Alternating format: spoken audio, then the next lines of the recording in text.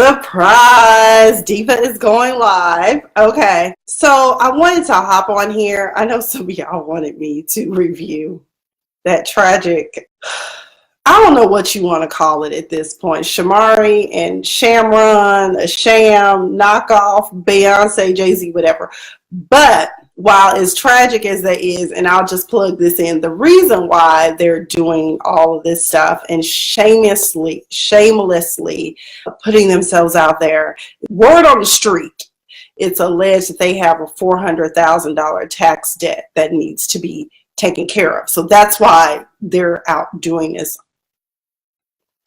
much to the detriment of their careers and the legacy that is Ronnie DeVoe. So either way, I just wanted to hop on here for a few minutes and talk about Iyanla Vanzant's last two episodes. I'm at a loss. I mean, the extremes that a mother will go to destroy her daughters because she is traumatized and damaged herself. There's a book I encourage everyone to read. It's called The Deepest Well, Healing from Childhood Trauma. It's written by the most recently appointed California Surgeon General, and that would be Dr. Nadine Burke Harris.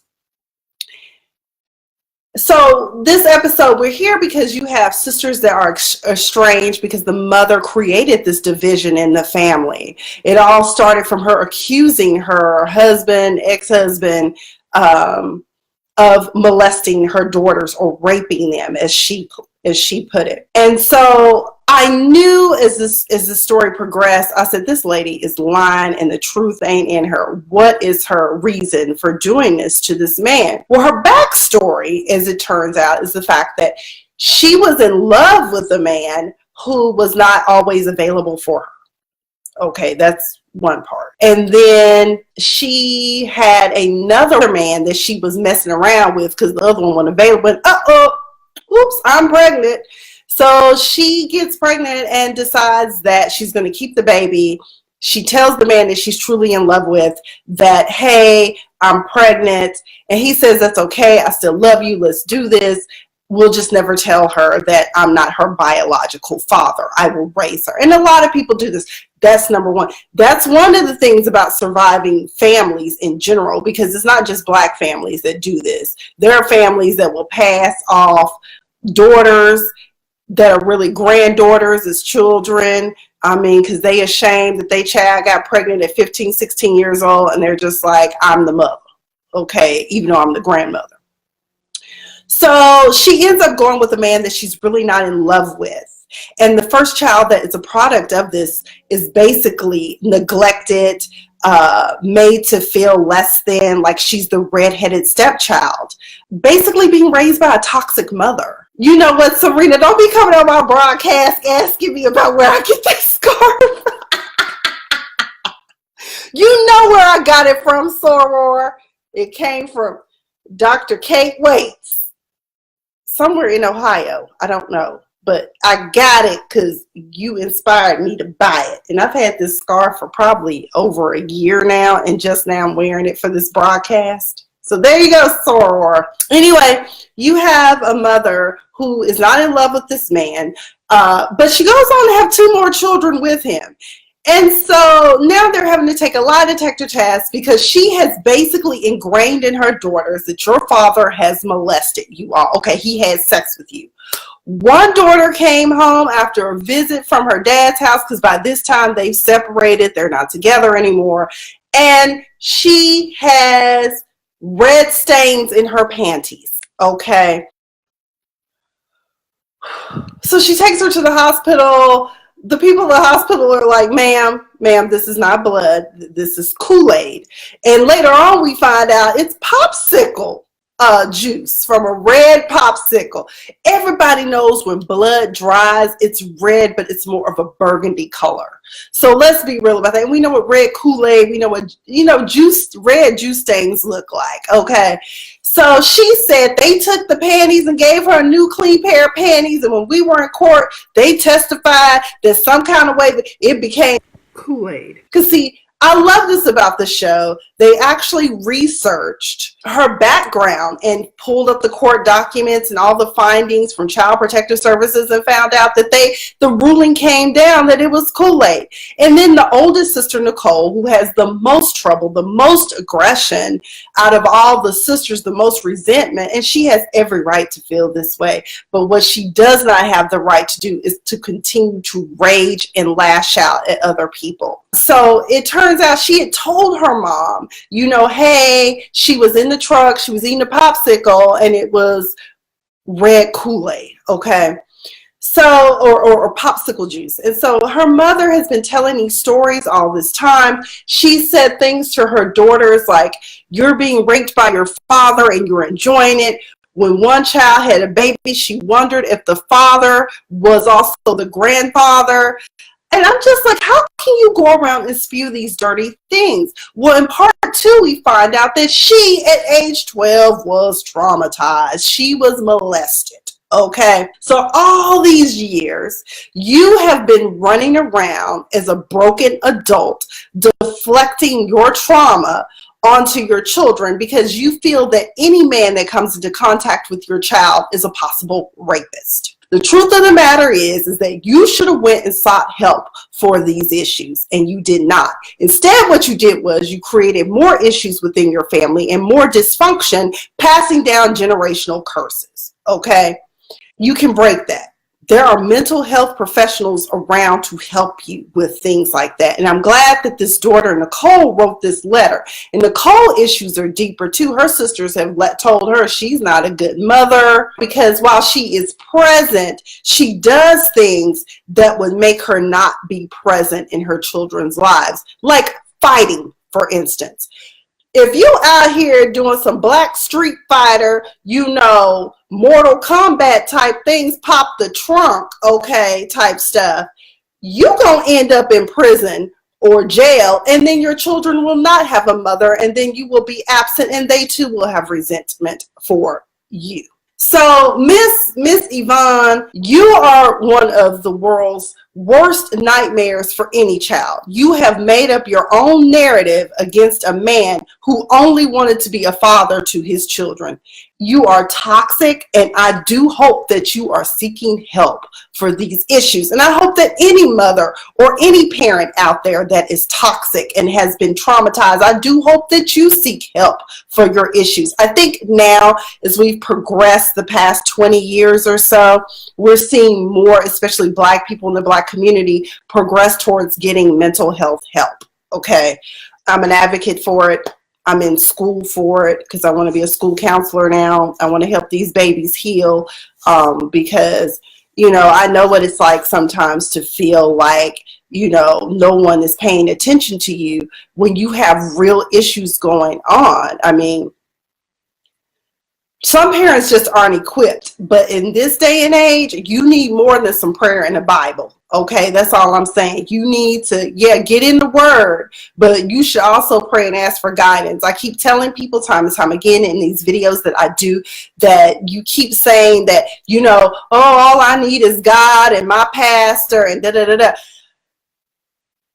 Go to people that are trained. They have Christian counselors that are trained to counsel and help you. It is a disservice to all of us in the grand scheme of things for you to have and create these adults that are really just broken children walking around in adult bodies. We have to bear the brunt of your choices for how you choose to raise your children and not get help and continue to perpetuate trauma. It's in my family. Like, my grandmother, God rest her soul if she rested, because she was evil. Okay, she was an evil old woman. But she perpetuated a lot of stuff that did a lot of damage to my cousins that were around her. And it's like, at what point do y'all not realize that the things that grandma was teaching y'all were not things that are normal? But because my grandfather was a Rolling Stone, he was long dead before I think Percy must have died back in like 74, 75, something like that. He was horrible. He was a Rolling Stone, and my grandmother was at home trying to raise 5 children while he out gallivanting, okay? So, I mean, And so she was hurt. My grandmother had a nervous breakdown, and we honestly think she never fully recovered from it, honestly. You got to get help, people. That's all I'm saying. And Nicole, I feel so bad for her, because to feel like your mother doesn't love you and doesn't want you, and the truth of the matter is she didn't, because she kept saying time and time again throughout the interview that I never wanted children. Well, if you didn't want children, what did you do to prevent yourself from having children? Because that would have saved us all a lot of grief, and we all wouldn't be here with people that are now at war. Siblings should not be divided because of the acts of the parents. I get it. Every parent has a favorite. But at the same time, you need to learn how to play that off. Okay, if you just have to have a favorite child, you need to figure out some way to work that out with yourself. Or we need a parent that can be there for one or the other. It was 3 girls, and they hate each other. I mean, who goes out and throws blows on their sister while they holding your nephew? That don't make any sense. How y'all fighting like that? That's not normal. That's not right. That dysfunction has been normalized. Iyanla tried to address to Nicole that, your aggression, you need to get help for it. Yes, I get that you're hurt, but you can't be out here lashing out at people. And then there was a point during the interview after the lie detector test came in where, actually, even before that, Iyanla had asked Evonne, well, if he was molesting the daughters, why would you let them go visit him at age 12? And she was like, because they wanted to go. Which leads me further to believe that, well, then you knew there was no molestation taking place. You were just being vindictive because you resented him. And you really just should have resented yourself, because it was you who chose to lay down with a man you knew you weren't in love with and procreate and not do anything to prevent it. I love Mr. Monzel. That is the father. All he wanted to do was be a father to his children. And when the lie detector results came out, I was like, oh, you dirty whore. That's how I felt. That's how I felt about that woman. I don't even know that lady, but I wanted to take that cheap ass wig she had on and just stomp a mud hole in her. I was like, how can you sit up there and make up these lies knowing they're not true? And then just to note also, so I really didn't go in depth about the lie detector test, but with the lie detector test, all of her answers came out to be deceptive. Mr. Monzel's, no deception, truth. So it's just really sad that this family is in dysfunction and turmoil, all because a woman was hurt herself and really need to get some mental health help. And I hope after this episode she continues to go to therapy and use the tools that Iyanla and her team have provided for them. So, but deception, truth has a funny way of always coming to the light. True. And I love him because he was just like, he said, the problem with telling lies is that it's kind of hard to keep up with them. And he started going in on her, and she was talking about, but you beat me. And then she was like, you stop. I don't want to hear anymore. Why? Because you don't want to hear the truth. You'd much rather believe the ugly lies that you've put out there that have now become truths to you. For all we know, this lady actually really does believe that he molested his daughters, but the daughters knew they hadn't been molested, but she gave them that narrative to tell the court so he couldn't have custody of his children. That half-ass apology she gave to her daughter, she could have kept that, honey. She could have saved that for some breath she might need on her deathbed. I'm sorry. Please forgive me. I wouldn't have forgiven her, and after that, I wouldn't even talk to my mother after all them damn lies. I wouldn't. There's just no coming back from that. I mean, all this time you set out to destroy my relationship with my father. Girls especially need their fathers, especially when they're fine, upstanding citizens. And the damage you did to that man, imagine his reputation. Right now I'm reading a book called The Cadaver King and the Country Dentist. And the police put light on someone that had been a mentor in the community to children. Like, they arrested all these men just on the strength that they were family members of this girl that was molested and murdered, was sexually assaulted and murdered. She was 3 years old. And after that, his reputation was never the same. Like, it destroyed his reputation where he couldn't even coach Little League or anything. I mean, his life just, it was terrible. And it wasn't even true. He didn't even have anything to do with it. But lies destroy people, and you destroyed Mr. Monzel, and I hope he gets, I hope he lives a much longer life and has bliss with his daughters. I really do. Nicole basically was her mistake. Every time she looked at her daughter, it was like, this is a mistake. If I had not gotten pregnant with her, I would be with Clyde, the love of my life.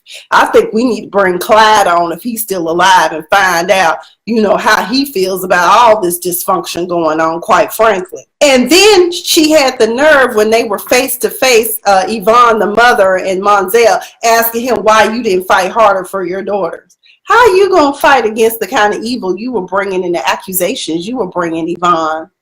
Oh, and then, she wanted him to stop when the kitchen got a little hot in there. Iyanla Vanzant, asked him, can you forgive her? Basically, he gave the classic answer a lot of people are giving these days: God forgives, but I don't. Ask for forgiveness from God, not me. Because Iyanla told me, you don't have to accept her apology. And I think that's fair. I really do think that's fair. Who else thinks that's stuff? I think it's fair. I thought it was fair. Then she went to talk about the abuse. He told her, yes, I did hit you one time. And I promise you I will never hit you again. But yet you did everything you could to try to get me to hit you, and I never hit you again after that. Y'all, he said he cold-cocked her, basically. He said he knocked her out. I said, apparently didn't knock no sense into her. I ain't saying, I ain't saying it's right, but I'm just like, girl, you drive people to want to just go clean upside your head, don't you? Oh my God, terrible. But the bottom line with this episode, these two episodes at the end of the day, is this. And I've said this already, and I'll say it again. If you don't want children, if you don't like children, please don't have them. And if you do, please do all you can to go to some parenting classes and learn how to be patient and raise your children. Because the hate you give your child is the hate they're going to give with us. Like right now, I think sometimes I'm dealing with people that had dysfunctional families that mistreated and abused them and neglected them. And now we all got to deal with it. If you feel like your childhood was dysfunctional and messed up, please go see somebody and get some counseling. By the way, you don't have to stick with the initial counselor you come to, okay? For those of us particularly who are Black, African American, however you choose to identify, there is a wonderful website. Like if you want to get a Black therapist or a Black psychiatrist or whatever, you can go to, Therapy for Black Girls, the Black Girls Thrive Tribe. And there's a website and a podcast, but she has a whole directory on that website. Now, when I post this to YouTube and when I finish this live cast, I will post that link. I got me a great therapist off of there. I think me and him, we gonna vibe together. He Black male, he well educated, checked his background out. I was like, okay, we gonna work out. We gonna work out my issues. So, because I've been in therapy since 2011 is when I started going. It was after the bar exam. So I have no shame in talking about it because it's really great. I just haven't had a therapist in the past 2 years because I've been functioning just fine for a while. But every now and then you need to go get a tune-up. Okay, you need to go get a tune-up. So, so since I'm here, just go check that out. And, prayers up for anyone who is suffering and feel like they can't get any help. The help is out there. There's even free help out there for you. I know I saw one of my friends post recently where he said he had a complete meltdown 3 years ago and he checked himself in on that 72-hour hold, and he feels like that's the best thing he could have done for himself. If you're having these thoughts, of harming yourself because you feel like life is awful or because you keep reliving the trauma of childhood, it's okay. Go check yourself in. That's what mental health professionals are there for. But that's all I've got. If anyone has any comments, Millie, I see that you've commented. Thank you so much, girl. I love wearing my purple hair. Yes, Lord. But I like it because it's dark, and like when I'm outside, people think it's black, so it works for me. But thank you all who did join this live video. I will be uploading this to YouTube. Those of you who do see this on YouTube, I do ask that you thumbs up this video. Help me with those, get those impressions. Subscribe if this is your first time on the channel.